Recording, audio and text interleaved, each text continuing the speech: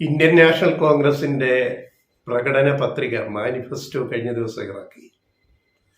ഇത്രയും നിരാശാജനകമായ ഒരു പത്രിക വേറെ ഏത് രാഷ്ട്രീയ പാർട്ടി പുറത്തിറക്കി എന്ന് ചോദിച്ചാൽ ഇല്ല. അത്രമാത്രം നിരാശാജനകമാണ് കോൺഗ്രസിന്റെ പ്രകടന പത്രിക. നമ്മൾ പലപ്പോഴും പറഞ്ഞിട്ടുള്ളൊരു കാര്യമാണ്, മൃദു ഹിന്ദുത്വ കോൺഗ്രസ് കൊണ്ടു നടക്കുന്നതിന്റെ ഏറ്റവും വലിയ തിരിച്ചടി കോൺഗ്രസിന് തന്നെയായിരിക്കുമെന്ന്. ഇപ്പം ഇറക്കിയ പ്രകടന പത്രികയും അതിന്റെ ഏറ്റവും വലിയ തെളിവാണ്. മൃദു ഹിന്ദുത്വ മെഴുകിയ അലങ്കരിച്ച ഒരു പ്രകടന പത്രികയാണ് കോൺഗ്രസ് നേതാക്കൾ രാഹുൽ ഗാന്ധി ഉൾപ്പെടെയുള്ളവർ പുറത്തിറക്കിയത്.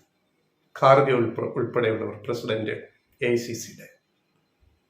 അതിൽ പല കാര്യങ്ങളിലും മൗനം പാലിക്കുക, രാജ്യം ചർച്ച ചെയ്യുന്ന പല പ്രധാനപ്പെട്ട കാര്യങ്ങളിലും മൗനം പാലിക്കുന്ന ഒരു പ്രകടന പത്രികയുമായിട്ട് ഇന്ത്യ സഖ്യത്തെ, പ്രതിപക്ഷ സഖ്യത്തെ നയിക്കുന്ന പ്രധാന പാർട്ടിയായ കോൺഗ്രസ് ഇങ്ങനെ വരിക എന്ന് പറഞ്ഞു കഴിഞ്ഞാൽ നിങ്ങൾ എന്താണ് ഉദ്ദേശിക്കുന്നത്? ഞങ്ങൾ ഓരോന്ന് എണ്ണി പറയാം. ഇപ്പൊ ഇടതുപക്ഷ പാർട്ടികൾ പ്രകടന പത്രിക ഇറക്കി, CPM ഇറക്കി, ഓരോന്നിനും കൃത്യമായിട്ട് ഞങ്ങൾ വന്നാൽ എന്തൊക്കെ ചെയ്യും, ഞങ്ങൾ ഇന്നതിനെ ഇല്ലാണ്ടാക്കും, റദ്ദാക്കും എന്നൊക്കെ അവർ പറയുന്നുണ്ട്. ഇവിടെ കോൺഗ്രസിന്റെ മാനിഫെസ്റ്റോയിൽ പല പ്രധാന കാര്യങ്ങളിലും മൗനം പാലിക്കുകയാണ്. മൃദു ഹിന്ദുത്വ, കാരണം ഞങ്ങൾ അതിനെപ്പറ്റി വല്ലതും പറഞ്ഞാൽ നോർത്ത് ഇന്ത്യയിൽ ഞങ്ങൾക്ക് ഹിന്ദു വോട്ടുകൾ നഷ്ടപ്പെടുമോ എന്ന് പേടിച്ചിട്ട്. നിങ്ങൾ മൃദു ഹിന്ദുത്വം കാണിച്ചിട്ടും കാര്യമില്ല, നിങ്ങൾക്ക് ഹിന്ദു വോട്ടുകൾ നോർത്ത് ഇന്ത്യയിൽ നിന്ന് കിട്ടത്തില്ല. അത് ആ ഒരു സത്യമെങ്കിലും മനസ്സിലാക്കിയിട്ട് ധീരമായ നിലപാട് എന്താ കോൺഗ്രസിന് എടുക്കാൻ കഴിയാത്തത്? ദേശീയ പ്രതിപക്ഷ സഖ്യത്തെ നയിക്കുന്ന പാർട്ടിക്ക് എന്താ പറ്റാത്തത്? നിങ്ങൾ പ്രതിപക്ഷ ഐക്യനിരയെ തന്നെ നിങ്ങളുടെ പ്രകടന പത്രികയിലൂടെ നിങ്ങൾ ദുർബലപ്പെടുത്തുകയാണ്. എന്താണ് ഈ പ്രകടന പത്രിക? അതിനകത്ത് പൗരത്വ ഭേദഗതി നിയമത്തെക്കുറിച്ച് ഒന്നും മിണ്ടുന്നില്ല. പാർലമെന്റിൽ, ലോക്സഭയിൽ ഈ നിയമം വന്നപ്പോൾ മിണ്ടാണ്ടിരുന്നിട്ട്, സപ്പോർട്ട് ചെയ്തിട്ട് മിണ്ടാണ്ടിരുന്നിട്ട് BJP അത് പാസ്സാക്കിക്കൊണ്ട് പോയത് നമുക്കറിയാം. ഇടതുപക്ഷവും മറ്റു പാർട്ടികളും പൗരത്വ ഭേദഗതി നിയമത്തെ എതിർത്തപ്പോൾ, 2 കൊല്ലം മുമ്പ് എതിർത്തപ്പോൾ, കോൺഗ്രസ് അവിടെ മിണ്ടാണ്ടിരുന്നിട്ട് മൗനം പാലിച്ചിട്ട് ഇത് പാസ്സാക്കി കൊടുത്ത വിദ്വാൻമാരാണ് കോൺഗ്രസിന്റെ MPമാര്, ആന്റണി ഉൾപ്പെടെയുള്ളവര്.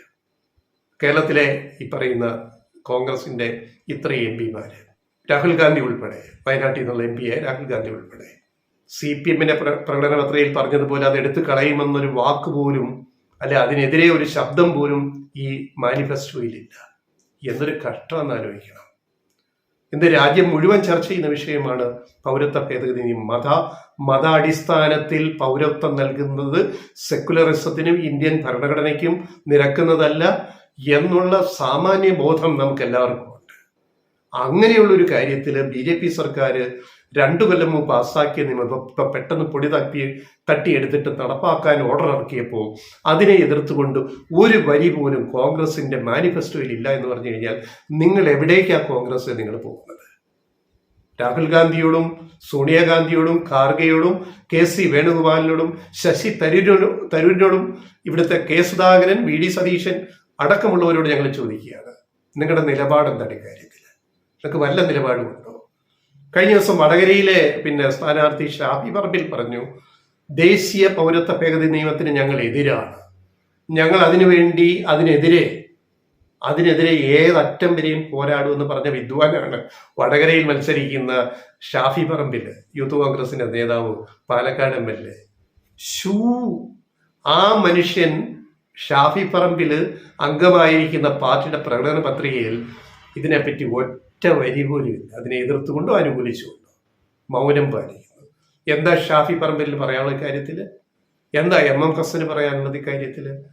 VD സതീശൻ എന്താ പറയുന്നത് നമുക്കറിയാം, K സുധാകരൻ എന്താണെന്ന് അറിയാം, പറയാം. എല്ലാം എപ്പോൾ അങ്ങോട്ട് BJPയിലേക്ക് പോകാമോ, പാലം ഇടാമോ എന്ന് നോക്കിയിരിക്കുന്ന വിദ്വാൻമാരാണ് ആരൊക്കെ, VD സതീശനും K സുധാകരനും ഒക്കെ. പക്ഷേ MM ഹസനും ഷാഫി പറമ്പിലിനെ പോലുള്ളവർക്ക് ഇതിനകത്ത് എന്താണ് പറയാനുള്ളത് നിങ്ങളുടെ പ്രകടന പത്രികയെ കുറിച്ച്? ഇത്ര ഒരു അഴകുഴമ്പൻ പാർട്ടി, ഒരു നിലപാടുമില്ലാത്ത ഒരു പാർട്ടി വേറെ ഈ രാജ്യത്ത് ഇപ്പൊ വേറെ ഏതുണ്ട്? എന്നിട്ട് അതിൻ്റെ കൂടെ നടക്കാൻ ഒരു മുസ്ലിം ലീഗ് കേരളത്തിൽ നാണമില്ലേ ഈ ലീഗിനെന്ന് നമ്മൾ ചോദിച്ചു പോകുന്നത് അതുകൊണ്ടാണ്. പച്ചക്കൊടി തിരികെ കക്ഷത്തി വെച്ചിട്ട് അത് കാണിക്കാൻ പാടില്ല എന്ന് കോൺഗ്രസ് പറഞ്ഞപ്പോൾ സ്വന്തം അഭിമാനം കളഞ്ഞിട്ട് വയനാട്ടിൽ രാഹുൽ ഗാന്ധിയുടെ സ്വീകരണത്തിന് പോയിരിക്കുന്ന പാർട്ടിയാണ് ലീഗിന്റെ പ്രവർത്തകർ. ഇനി അത് പോട്ടെ, അപ്പൊ ഇത് പറഞ്ഞ് ഇതിനെപ്പറ്റി ഒരൊറ്റ അക്ഷരം കോൺഗ്രസിന് മാനിഫെസ്റ്റോയിലില്ല. പിന്നെ മറ്റ് വിഷയങ്ങൾ, UAPA നിയമം, കരിനിയമം, അതിനെപ്പറ്റി മിണ്ടുന്നുണ്ടോ? ഞങ്ങളത് റദ്ദാക്കുമെന്നോ? UAPA കരിനിയമം ഉപയോഗിച്ച് ആരെയൊക്കെ പിടിച്ച് ജയിലെടുത്തും അറിയാവുന്ന നിരപരാധികൾ, അത് റദ്ദാക്കുമെന്ന് ഒരു വാഗ്ദാനമോ ഒരു വാക്കും മൗനം പാലിക്കാതില്ല ഇതിൻ്റെ അകത്ത്. ഈ പ്രധാന പ്രശ്നങ്ങളിലൊക്കെ മൗനം പാലിക്കുന്ന, രാജ്യം നേരിടുന്ന പ്രധാന വെല്ലുവിളികളിൽ, അത്തരം വിഷയങ്ങളിൽ മൗനം പാലിക്കുന്ന ഒരു പ്രകടന പത്രിക, ഒരു മാനിഫെസ്റ്റോ ഈ രാജ്യത്തെ ഏറ്റവും വലിയ പ്രതിപക്ഷ പാർട്ടി ഇറക്കി എന്ന് പറഞ്ഞാൽ അവർക്ക് ഈ രാജ്യത്തിന്റെ താല്പര്യങ്ങളെ പറ്റി അവർക്ക് എന്ത് വിചാരമുണ്ട്? ഈ രാജ്യത്തിന്റെ ഭാവിയെ പറ്റി അവർക്ക് എന്ത് വിചാരമുണ്ട്? ആ കൺസേൺ എന്തെങ്കിലും ഈ കോൺഗ്രസിന്റെ മാനിഫെസ്റ്റോയിൽ വന്നിട്ടുണ്ടോ? നോ. ഇതിനെ ആക്രമിക്കാൻ പ്രതിപക്ഷ പാർട്ടികൾക്ക് സാധിക്കുമോ? ഒരു സഖ്യത്തിൽ നിൽക്കുമ്പം അതും വയ്യ. ഇടതുപക്ഷ പാർട്ടികൾക്കും ഈ മുന്നണിയിലുള്ള മറ്റ് മതേതര പാർട്ടികളും പോട്ടെ, ലീഗിന് ഇതിനെതിരെ മിണ്ടാൻ എന്താ പറ്റുമോ? കോൺഗ്രസ് ഈ രാജ്യത്തെ പ്രതിപക്ഷത്തെ എങ്ങനെ ദുർബലപ്പെടുത്തുന്നു എന്നുള്ളതിന്റെ ഏറ്റവും ഒടുവിലത്തെ തെളിവാണ് ഈ മാനിഫെസ്റ്റോ. ഇനി ഓരോന്നും അവർ കാണിക്കുന്നത് എന്തൊക്കെയാണ് നമ്മൾ കണ്ടറിയുക. കുഞ്ഞാലിക്കുട്ടി കഴിഞ്ഞ ദിവസം രാഹുൽ ഗാന്ധിയുടെ പ്രചരണ വാഹനത്തിൽ നിന്ന് കുഞ്ഞാലിക്കുട്ടി ഇറങ്ങിപ്പോകുന്ന ദൃശ്യങ്ങൾ നമ്മൾ കണ്ടു. അത് സോഷ്യൽ മീഡിയയിൽ പലതരത്തിലുള്ള ആഘോഷങ്ങളും അപമാനിക്കലും വന്നിട്ടുണ്ട്. കുഞ്ഞാലിക്കുട്ടിയെ ഇറക്കി വിട്ടു എന്ന് കുറേ സോഷ്യൽ മീഡിയ ക്യാമ്പയിൻ വന്നിട്ടുണ്ട്.